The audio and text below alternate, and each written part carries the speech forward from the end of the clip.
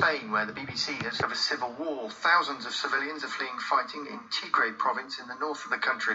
Sudanese officials say 8,000 refugees have already fled across the border, and they fear the number could swell to 200,000 in the coming days, with aid agencies warning of a humanitarian disaster. It comes after the Ethiopian Prime Minister, Abiy Ahmed, launched a military operation against Tigrayan leaders who challenged the central government. We'll hear from on the ground in Tigray province in a moment, but first our Africa editor, Mary Harper, can join us for a bit of context. I mean, what's the background to all this, Mary?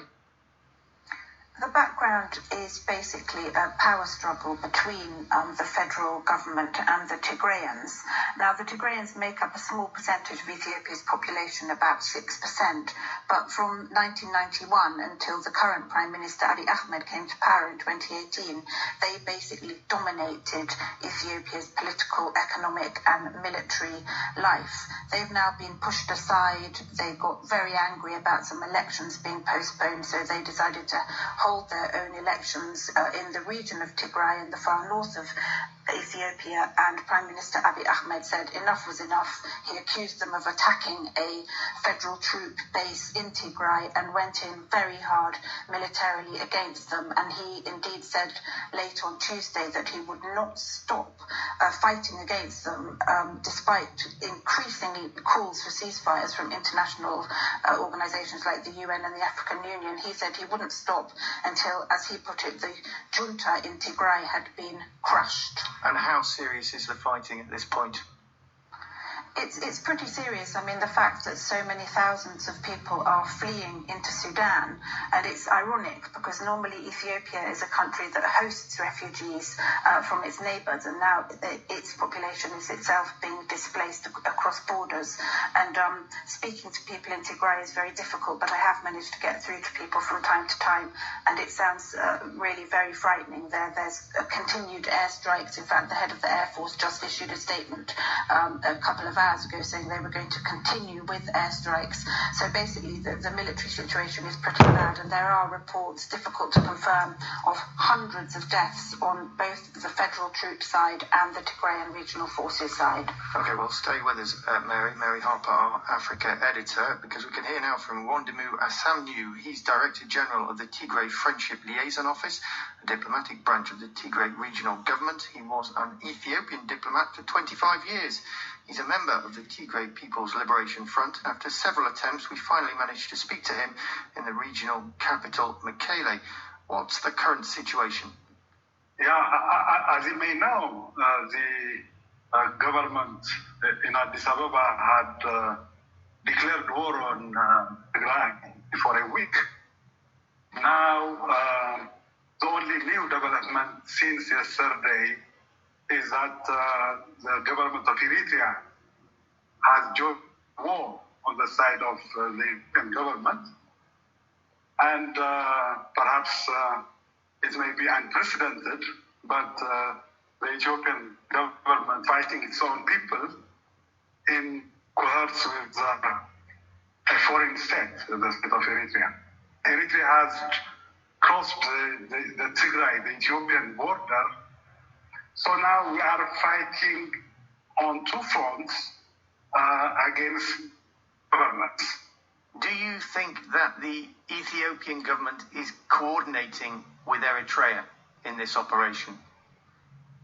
When the government suffered some setbacks on the western flank of the front, it requested help from the Eritrean government, and the Eritrean government is now fighting us on the back, helping the Ethiopian government.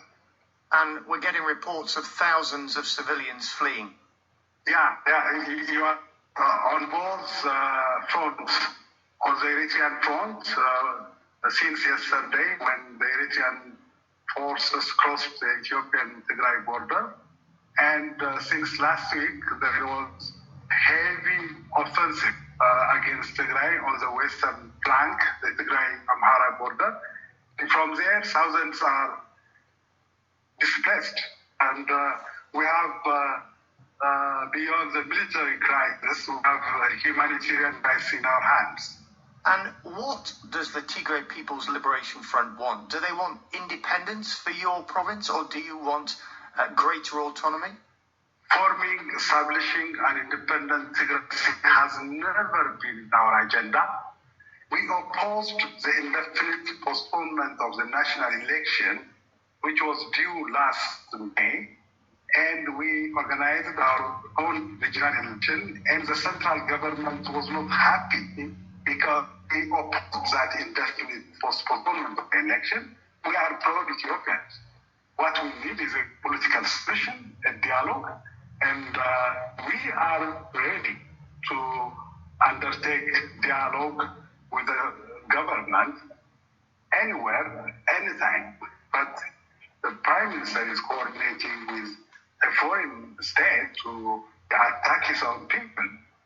Now, of course, you were an Ethiopian diplomat for a quarter of a century. I mean, how does it feel for you personally to now be at war with the country you represented on the world stage?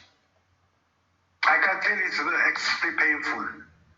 But me and my colleagues and the Tigrayan people are forced to fight necessary war. I'm Ethiopian, a pro-Ethiopian, and at the same time a pro-Tigrayan. But I cannot surrender my Tigrayan identity for the sake of Ethiopia ruled by a dictator like Dr. Abiy. I'm torn apart. See? I'm pro-Ethiopian. At the same time, I want Ethiopia to be a democratic, multinational, and a federal country. So I agree it's painful for me and for my colleagues who paid a lot of sacrifice and contributed a lot to the Ethiopian state. And that was Wondimu Asanyu, the Director General of the Tigray Friendship Liaison Office, speaking to us from the regional capital of Tigray, Mekele. Well, we can speak now to Zadig Abraha. He's the Ethiopian Minister in charge of democratization and was previously a member of the Central Committee of the Tigray People's Liberation Front until he quit the party last year, and he can join us now from the Ethiopian capital, Addis Ababa. Thank you very much for joining us. First of all, can you confirm that Eritrea is now also engaged in this conflict? That is a white lie. This is an Ethiopian issue. There is no way for Eritrean government to be part of this conflict. This is simply to give a disguise, a blatant disguise for the Tigrayan, for the tplf, for its bitter defeat that it is facing in the Western Front. So there are no Eritrean forces on the Ethiopian side. Before all that, I want to get one thing straight. I want to get one thing corrected. I was not member of Central Committee of the TPLF, and it was not a year ago that I resigned from TPLF. It is way before that. Get this record straight. Okay, but just to be clear, there has been no coordination then between Ethiopia and Eritrea in this conflict? Yes. Eritrea is now a good friend of Ethiopia, but it is not part of this conflict. This is the Ethiopian issue. The Ethiopian government is capable of resolving this crisis. So this is simply to cover up their bitter loss in the Western Front, that they are coming up with such an excuse.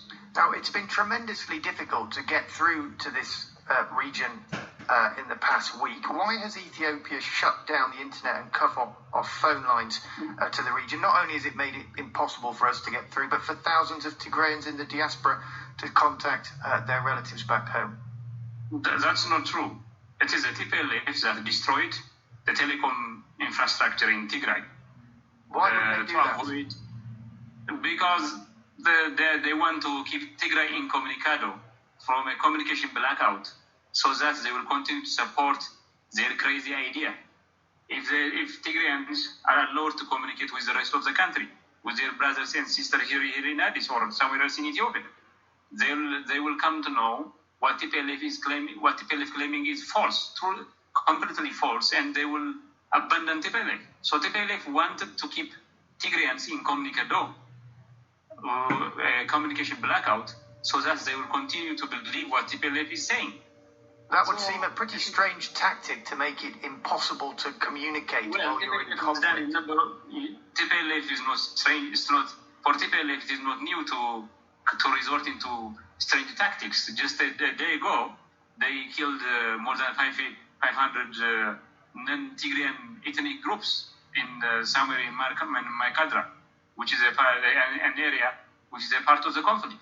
So it shows you TPLF is capable of doing anything strange. If TPLF is able to kill more than 500 non-Tigrayan individuals, then destroying the operation is in no way stranger than this. We heard from yourself that in the past you were a member of the People's Liberation Front in Tigray. I mean, how does it feel to be at war with your former colleagues? Well, this is about rule of law.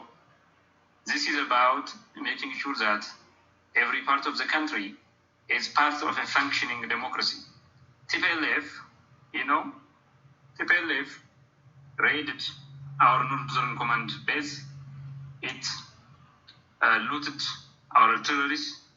It surrounded our soldiers and taken hostage of them. So if that is what takes, so be it. I don't consider myself a Tigrayan. Of course, I was a member of the TPLF, but I'm not a Tigrayan. I am an area called Raya, and as me to be aware of, we have fighting for our own identity. So still, these are him. I don't feel happy to be at war with anyone. Okay, but if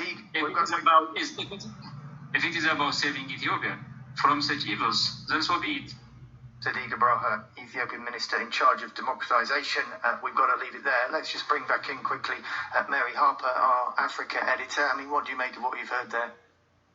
Well, I think those two interviews revealed the incredible difficulty that we're all facing, both in terms of really finding out what's happening on the ground, because there you heard two kind of diametrically opposed realities, but also the fact that both sides are being so stubborn about this, in particular perhaps at the moment the federal government, in terms of saying that it's not interested in a ceasefire. It's very difficult to see how this is going to end. The Tigrayans are a battle-hardened group of people. They fought a war against the dictatorial ruler Mengistu Haile Mariam, which they won against all the odds, and basically seeing how this is going to end in any sort of half-decent way is something that's very, very difficult to imagine.